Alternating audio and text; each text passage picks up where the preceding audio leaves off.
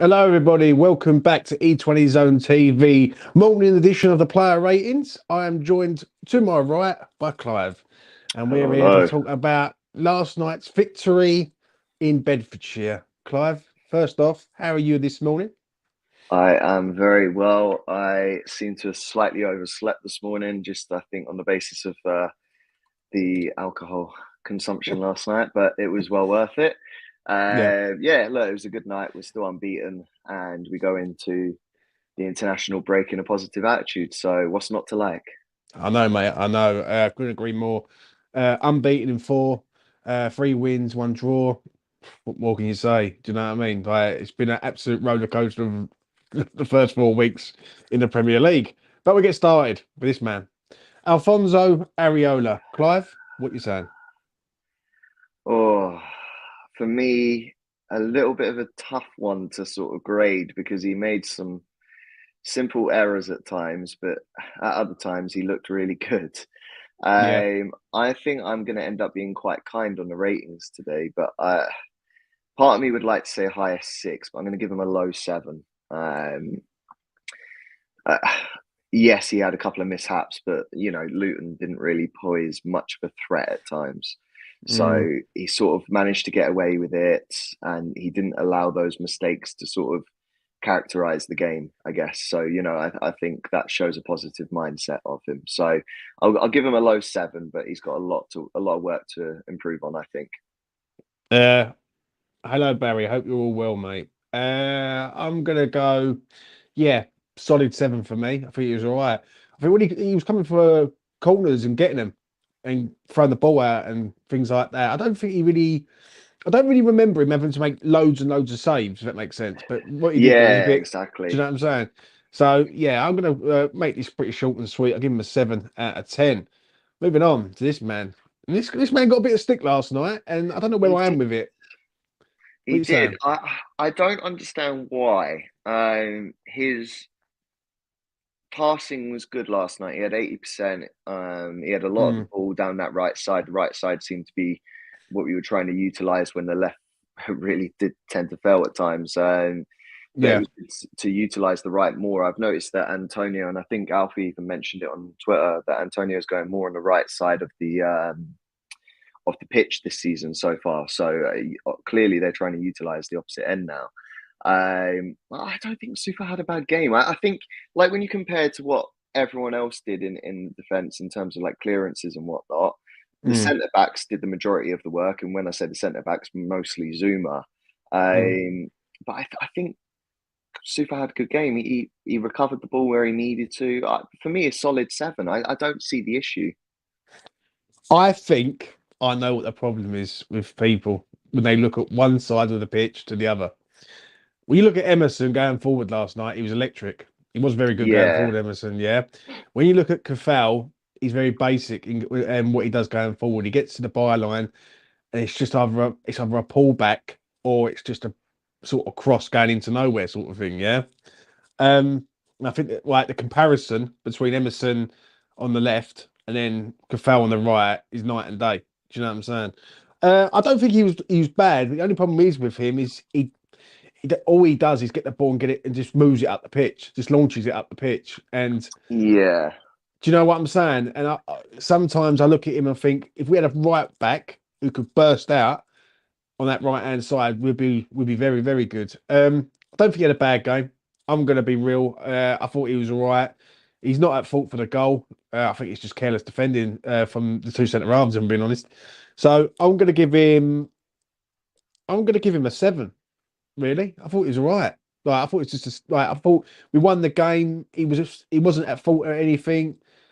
7 out of 10 for me. I'm going to be honest. I don't get the disrespect of Safel. I really don't. Let's move on to this man, captain, leader, Captain Kurt. What do you say about He him, Clive? He had a very, very good game.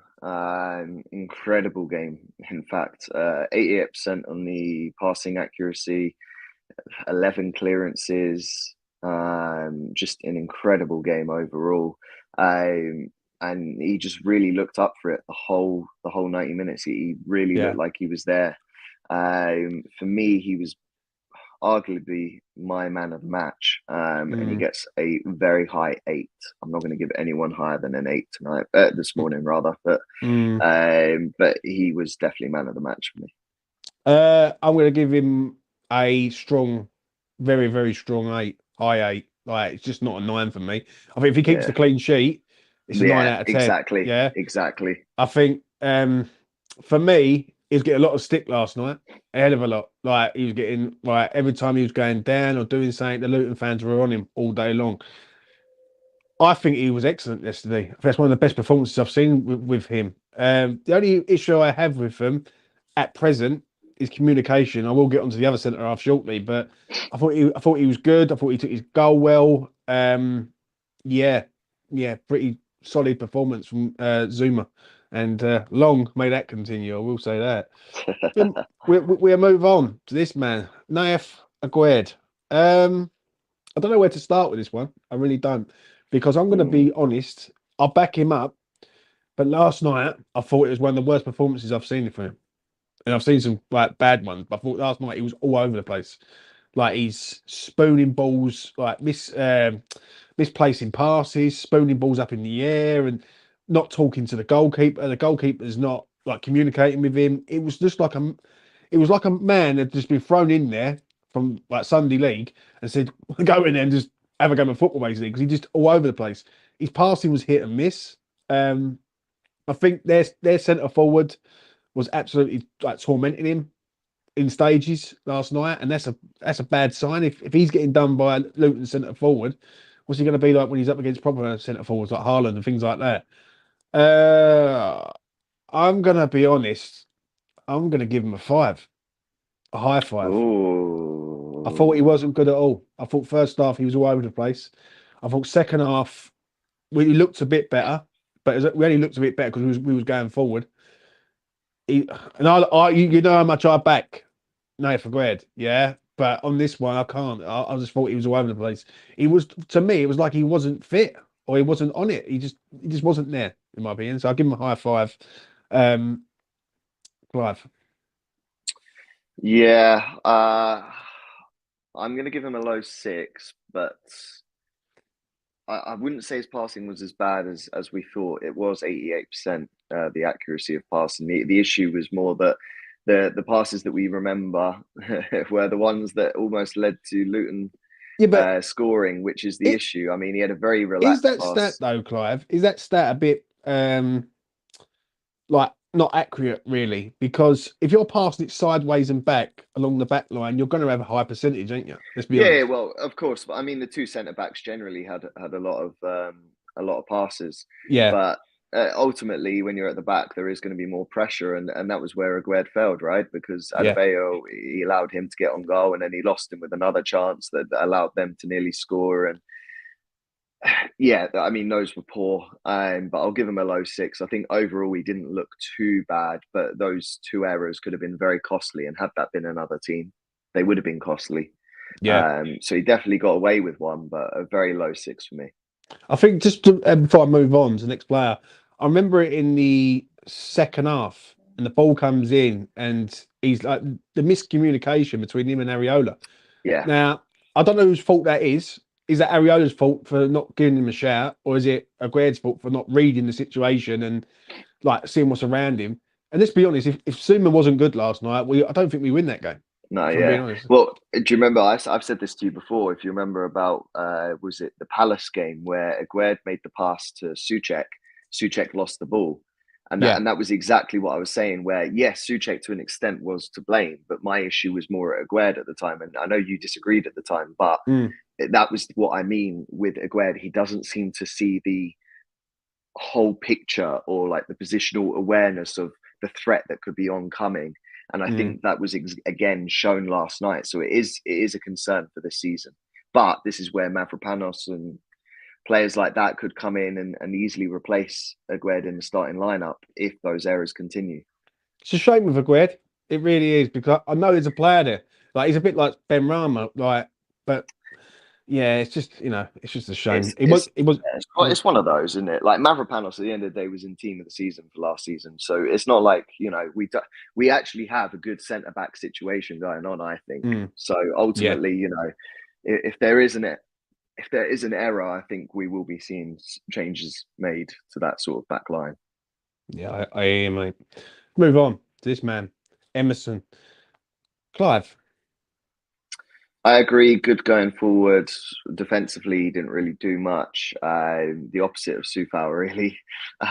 Defensively, Sufal was great. Going forward, not so good. So I'm going to keep it equal, and I gave Sufal a 7. I'm going to give Emerson a 7. I do think it's tough for anyone that was playing in the wide positions in that game. I noted it Mm, last night on the afterthought, and I'll note it again. It's a very tight pitch, and everyone was sort of staying very tightly knit, especially in that middle area, which made it a lot harder for the jobs yeah. of the fullbacks. So yeah, Um, I think I'm gonna have to give him a high 7. I thought he was all right last night. I thought he was good. I thought his work with Paqueta and sort of on that left hand side is very, very good. The way they link up play and what I like with Emerson, which is going to be a blow because he's close to getting suspended soon, right? Is that he loves a yellow card? That's the first thing. Second yeah, thing, he loves to overlap and get up the pitch, and he likes to sort of do these triangles where he's moving the ball up the pitch. I like Emerson. I always have. Since he come to West Ham, I've always said he's a decent player. I thought he was decent last night. I think he's very, very, very unlucky not to score a goal last night. Like Antonio's slightly offside. I mean, like it must be like millimeters offside. Yeah, yeah, and if that goes in, I think he would have deserved the goal. So I'm going to give him a high 7. He's close to an 8, but just not quite. But yeah, that left hand side for me is a worry. Now we've not signed no players. yeah. For No me, Kostic. if you take Emerson out and put Cresswell there, you have not got the energy and the width on that left hand side, which is a problem. So high 7 for me. Moving on to the Mexican enforcer, that is Edison Alvarez. Clive. Hello. I'm sure this is the one everyone's been waiting for. Look, I think we're I going to clash didn't. on this one, but go on. Yeah. Well, no, I didn't. I didn't say he had a bad game. I'm just saying he wasn't as good as everyone made it out to be because everyone was just like, "Yeah, he's so good because let's get rid of Suchek." Hey, Yeah. which is, I think, how everyone is reacting, which I just don't think is a fair assessment because Suchek this season has looked all right. And when I look at the aspect of did Alvarez do enough to take the starting 11 position from Suchek when he returns, the answer for me is no. I don't think David Moyes will switch it around. Um, James has left me on my own because he knew how accurate I was with that statement. Um, so You're back. Carry on, There Clive. we go. There we go. He is back. But as I say, I mean, James left because he knew how accurate that statement was. That was exactly what happened there. Look, his passing accuracy was a lot better than what Suchek can offer. He had a lot of the ball. I do actually think yesterday's game would have been ideal also for Suchek. Both of them are tall players. Both of them love their little clearances, their headers, and stuff like that. And they both would have excelled in that game. So it's very hard to judge. We also need to bear in mind this is Luton.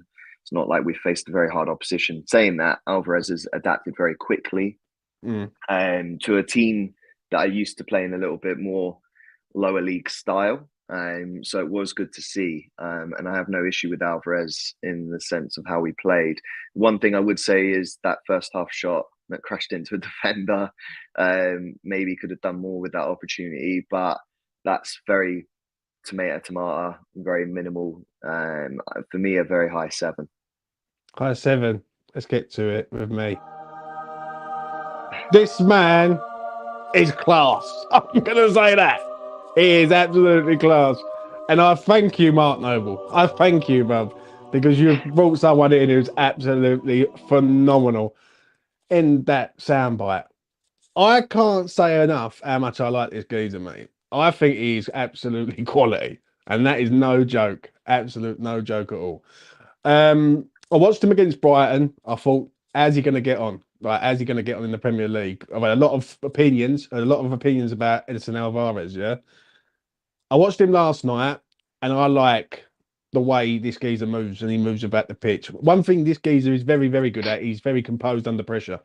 Under pressure, he's very composed. Like, I remember a ball coming to their box.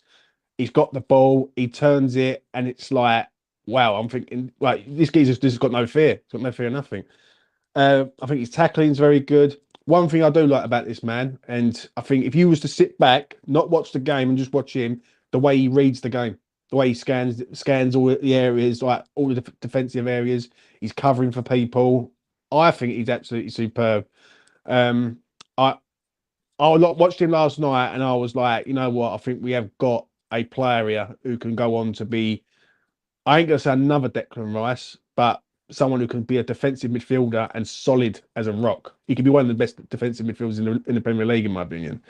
I'm giving him a high 8, mate. I thought it was absolutely superb. Like, the only reason why he's not going to get a 9 for me is because we conceded in the 90th minute. If we keep a clean sheet, he's getting a 9 out of 10. He's my man of the match. Me personally, I thought it was absolutely brilliant. £34 million talent. What more can you say? Do you know what I mean? Clive doesn't You're agree. just obsessed with getting rid of Souček, aren't you? You're just like, if I talk highly enough about Edson Alvarez, my dreams will come true and Souček will be gone. You are emotionally damaged about Thomas Souček, but I have spoken.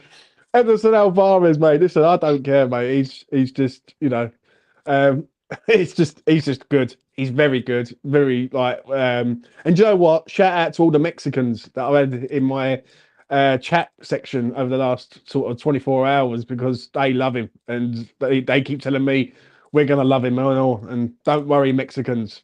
I do love him. I think he's excellent. Do you know what I mean? The excellent Mexican. I will say that. Right. Listen, before we move on, Souček's still a West Ham player. He's all right. Anyway, moving on to this man. Humble pie must be eaten by me. 100%. James Ward-Prowse. Clive, talk to me. Oh, he's a beautiful man, isn't he? He's just good looking. He's just incredible. He just passes accurately. He just turns me on, to be quite frank. He again gets another assist. He's just so good. Worth the money. At the moment, he's paying that extra 10 million that we thought he would be worth in one go here. He could literally make the money back in if he does this sort of role in the Europa League and gets as far enough in. Prize money will return the favour of how much he was worth, I think, at this rate. He had a good game again, a really, really good game. Got the assist. He just carried the ball well. He just looks very comfortable on the ball. And I think now he's playing with higher caliber players compared to what he had at Southampton, where I do think he overachieved with Southampton. And I think the proof is now in the pudding. You know, he's complemented better around him. There's better players around him. He just looks so much more confident on the ball. For me, it's a low 8, just because I mean, there wasn't much more he could do. He did try and get it forward and whatnot, but we always knew Luton were going to be holding a very high and tight back line, so it was always going to be tough to break. But yeah, Ward-Prowse did what he could. He kept the ball, maintained it very well, good passing accuracy. Not much more you could want from him. I think I've got to be humble pie on this man. I really have. I didn't expect him to be as good as he has been. I thought first half a bit quiet. He's passing the ball about, not really doing much. Did try and play a lovely ball through. He just got cut out by the defender. Yeah. Second half, I think he was a lot better in the second half than he was in the first. But what he does very, very well. He's consistently sort of good, if that makes sense. Like, even the crossing ability, like, if I'm sitting there last night and I'm going, surely one of these crosses is going to be bad. Right? Yeah. Every time the ball comes in, it's dangerous every single time. Like, I mean, like every single time. And I'm thinking, wow, like, this case is the real deal. And obviously he gets the assist again for the goal for Zouma. I'm going to give him a solid 8. sorry, 8 out of 10. I thought he was decent. I think when him and Alvarez are building up a little partnership there, Souček needs to come in and sort of own that. And if it's Souček, Alvarez, and James Ward-Prowse, then we are definitely cooking, because I think we got runners there from midfield. So 8 out of 10 for me. I thought he's good. I think he's one of the best signings of the sort of summer window, and I think Alvarez and him are doing pretty well. I will say that. So yeah, 8 out of 10 for him. Moving on to this man, Lucas Paqueta. I'll go first on this one, Clive. I don't know how to rate this man last night, because I thought he got the assist. Good goal, like, for Bowen. I thought first half his passing was all over the place. I mean, iffy, big time. I think second half it got a little bit better, but not much. Mm-hmm. So I'm on the fence with this one. So help me out, please, Clive. I think I can help you out with this one. So I know exactly what you're saying, and I 100% agree. He has moments and flashes where he passes a ball incredibly, and you can see what he's trying to do, and he clearly Yeah, understands and can read the game well enough to do that. But whether we can actually get through those small gaps is another thing. There was a great pass that he made in the first half where the ball went through their right back or centre back as well, I think, yeah, actually. And we almost got on the end of it. And he has incredible flashes, but obviously we rate players over a 90-minute performance, right? And that's the issue, is his passing overall wasn't that great. And in a game where it was going to be more nitty gritty, he needed to perhaps relax on some of those flary stunts and sort of just play the game for what it was. For me, obviously, he got the assist as well. It is a high 7. Had he had been a little bit better with the passing and everything, and a little bit less flary, it probably would have been an 8. The one thing I would say is he did make a lot of tackles when the ball was lost, and that is the one thing I do like, because we didn't really see as much of that last season. He's got the ability to do a little bit more. I can see the passes he's trying to make, but sometimes they just don't work out, and they're a little bit risky in games where we'll have less possession. So you've got a high 7. I've gone high 7. It's mostly because of the assist. If, as I say, if the passing was a little bit better, probably an 8. Yeah, I think I'm gonna have to agree with you on this one. I really am. I can't really give him an 8. Some of the passing was awful in the first half. I mean, literally, you get the ball, you pass it, you run it like you pass it straight to one of their players. Even though he gets the assist for the goal, which is an absolute top assist, like great ball in, everything on it. I love Lucas Paqueta, yeah, and when he's on it, he's very, very good. But last night, I think his passing was a bit all over the place to a point, but he's also very effective. Do you know what I mean? But yeah, I'll give him a high 7, just not an 8. I think some of the pass in the first half was a bit, yeah, not very good. We move on to this man, Saeed Benrahma. I will go first on this one. Poor, very poor last night. I'll back him up. I'll say I try and defend him, but last night I can't defend him last night. I thought he was absolutely dreadful. And I thought first half was probably one of the worst I've seen him play, like spooning balls over the bar and wide. Second half, he got a little bit better, but not much. I think if I remember rightly, in the second half, ball comes out to him, and all he's got to do is put placement on the ball into the top corner, and he puts it straight over the bar. And I'm thinking, Saeed, what are you doing to me? Like, what are you doing? Um, he gets the ball in the first half, and we're counter attacking, and he seems like he's running in quicksand. He really does. Like he's running backwards, basically. Wasn't a good performance last night. I am going to give him. Oh dear. I'm going to give him a high 4. I thought he wasn't good, and that's not me being harsh. That's me being honest. Like I thought he wasn't good last night. Like there was times where he was having shots when he shouldn't be having shots. Like I understand it when I say it personally, I want my players to shoot on sight, yeah, but shoot on sight with a purpose. And like he's coming down with like on a half volley and trying to score a wonder goal from about 35 yards out, and that's not how it works. I'm afraid. Do you know what I'm saying? And yeah, he just wasn't good. High 4 for me. What you saying, Clive?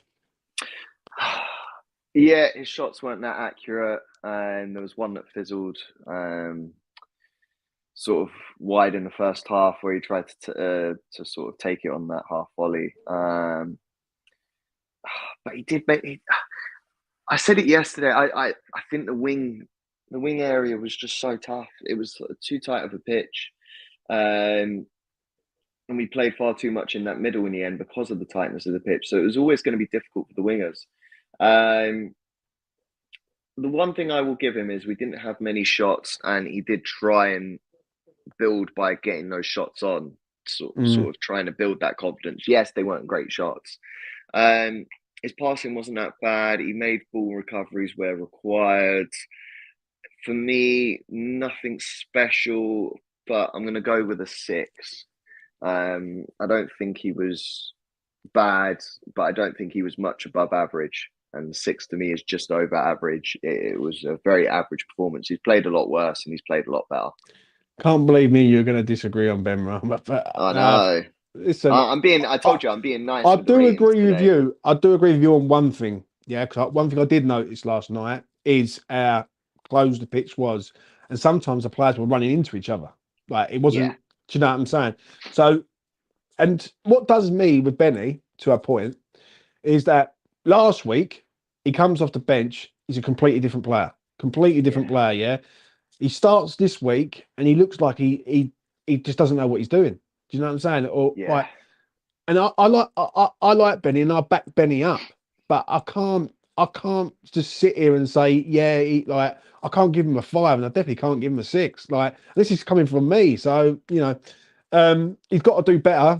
He had a bit of a moan on for why he come off. But if he looks at his performance, he needs to go back and look at it again because it wasn't good. I will say that. Let's move on though to one of the goal scorers, Jared Bowen. People, I told everyone the other day. I said, listen, get on Jared Bowen to have 1 shot on target, even money with William Hills. I said they was doing a special, maximum bet £10, easiest tenner you're ever likely to earn because this man, when he's on it, he's on it, and very very good goal from him. As an overall performance, I thought he was good. I thought he was like, I think Bowen's on fire, mate. And that's not even no joke. Do you know what I'm saying?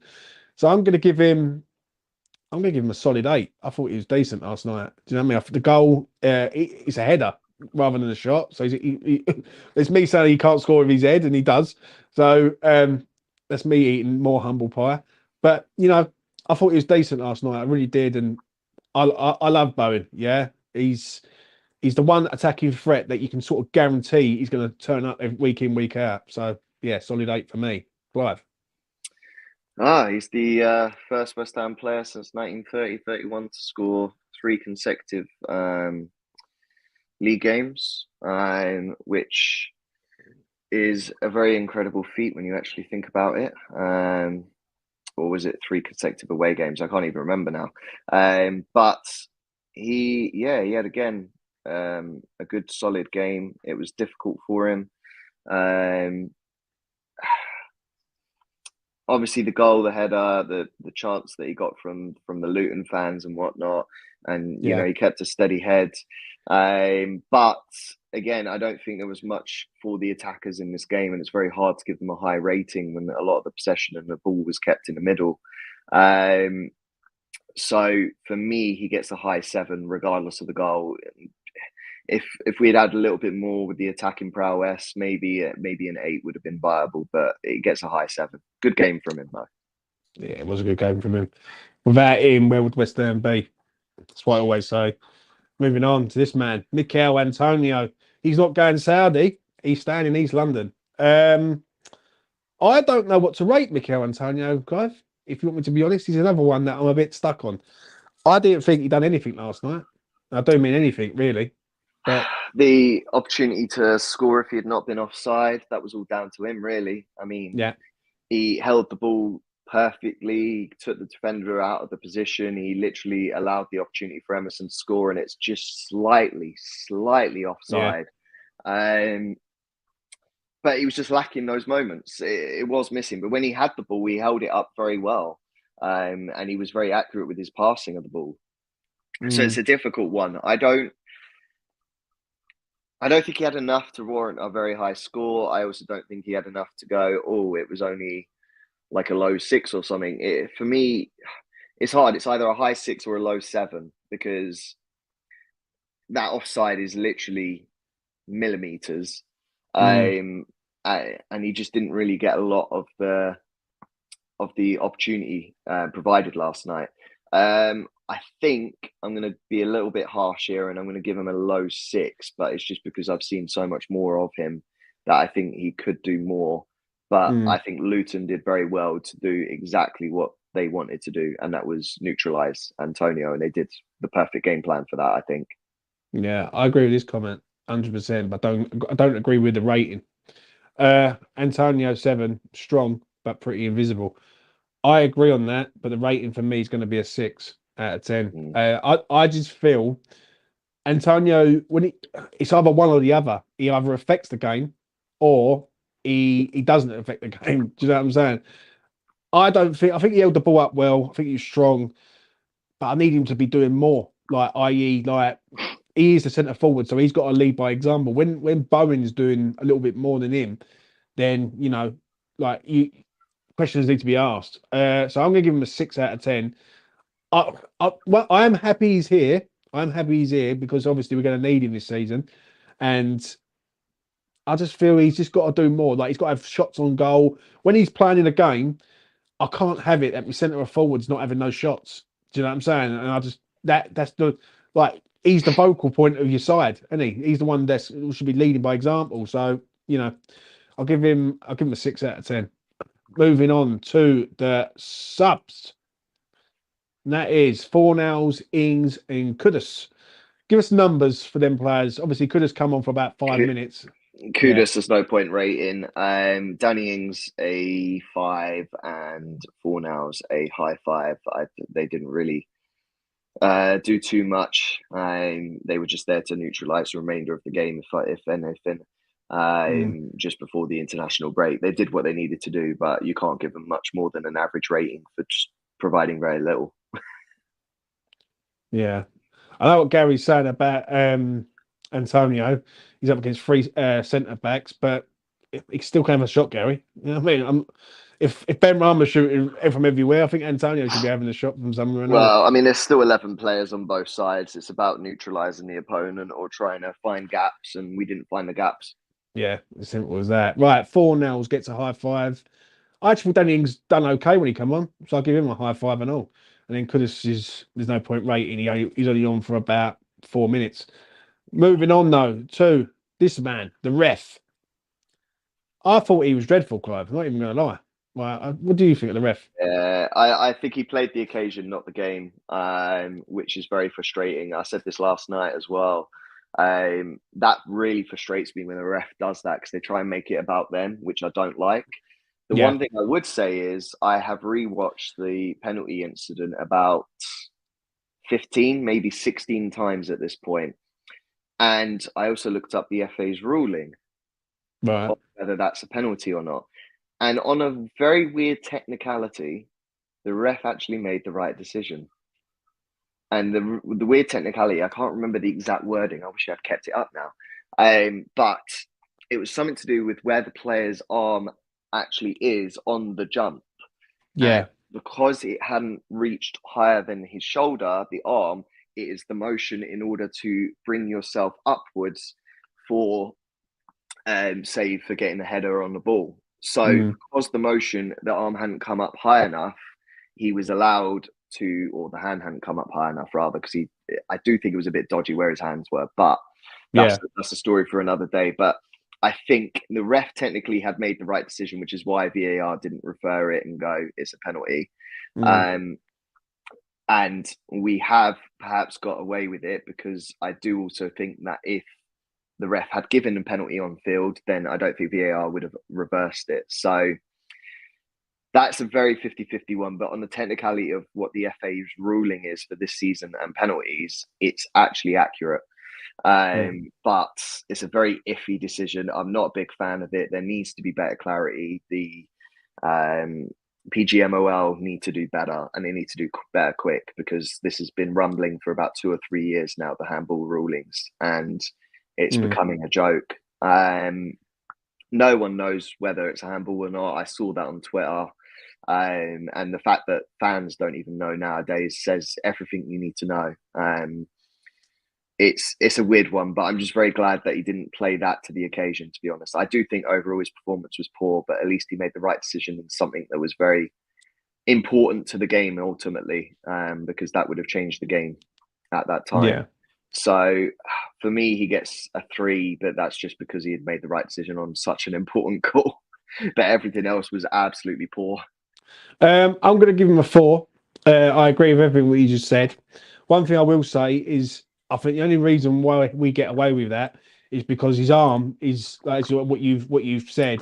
If his Yeah, arm's up there, then it's a pen. I think where his arm's down is his arm on the downward, then yeah. he can't give it because he's like, where's he supposed to put his arms basically?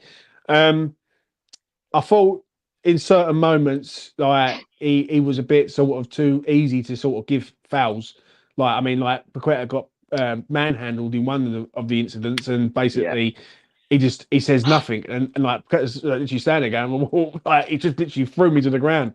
So yeah, I'll give him a 4 out of 10 for Mr. Paul Tierney, not my most favourite ref. Next up, David Moyes. Talk to me, Clive, about Mr. Moyes. I can't believe I just I said that. think, yeah, I know. Alfie's going to be clipping that up. I think he made the right calls. He kept to the formation and strategy that we are clearly going to be playing all season instead of tinkering around. Um, we didn't look that bad having more possession, which was good. Mm.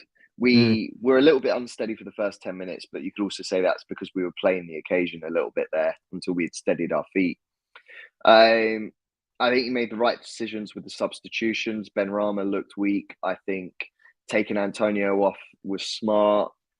I understand people probably wanted to see Kudus come on, but he'd only been with the squad for about 2 days.